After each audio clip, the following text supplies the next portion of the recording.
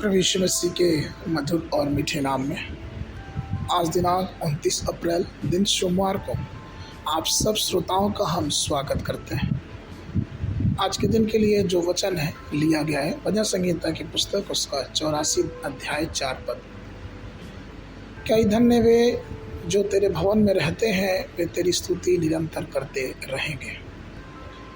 प्रियो, घर शब्द के 5 महत्वपूर्ण अर्थ हैं। सबसे पहला, यह वह जगह है जहाँ हम रहते हैं। तमिल में एक कहावत है कि जिसका तात्पर्य यह है कि चूहों को भी अपना घर चाहिए।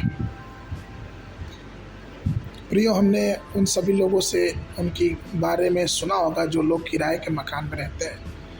उनके अनुभव बहुत अच्छे नहीं होते, इसलिए लोग चाहते हैं कि उनका खुद का घर हो।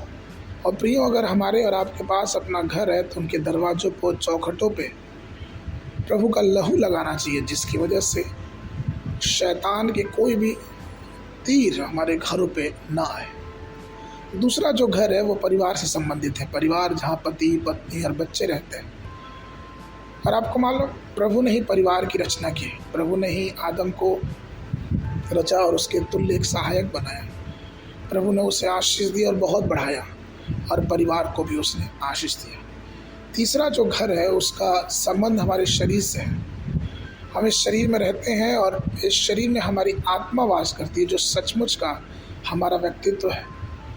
उसी आत्मा के उद्धार के लिए यीशु मसीह ने अपना लहू बहाया, और वो चाहता है कि अपने उद्धार के लिए उस पर पूर्णतः विश्वास करें, उसके सामर्थ्य पे पूर्णतः विश्वास करें। क्योंकि कुलुस्सियों की पत्री उसका पहला अध्याय 27 पद इस प्रकार से कहता है, जिन पर परमेश्वर ने प्रकट करना चाहा कि उन्हें ज्ञात हो कि अन्य जातियों में उस भेद की महिमा का मूल्य क्या है, और वह यह है कि मसीह जो महिमा की आशा है तुम में रहता है। चौथा जो तात्पर्य वो घर का है वो परमेश्वर की आराधना या फिर परमेश्वर का भवन, जहाँ हम विश्वासी प्रभु के सेवक मिलके आत्मा और सच्चाई से परमेश्वर की आराधना करते हैं।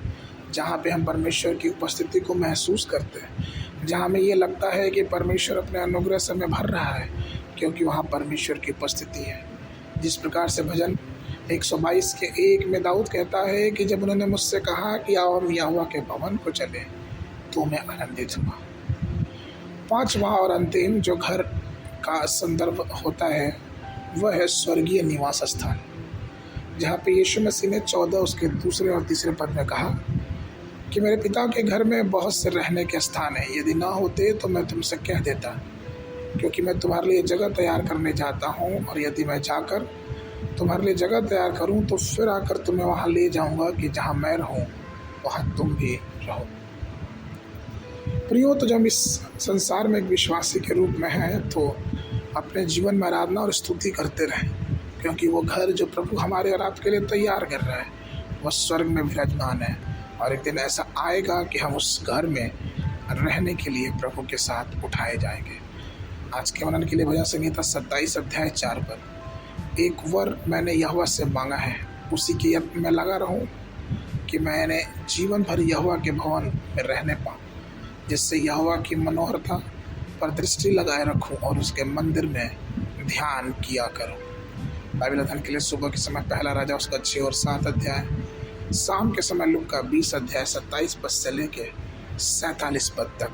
परमेश्वर आप सबको आशीष दे।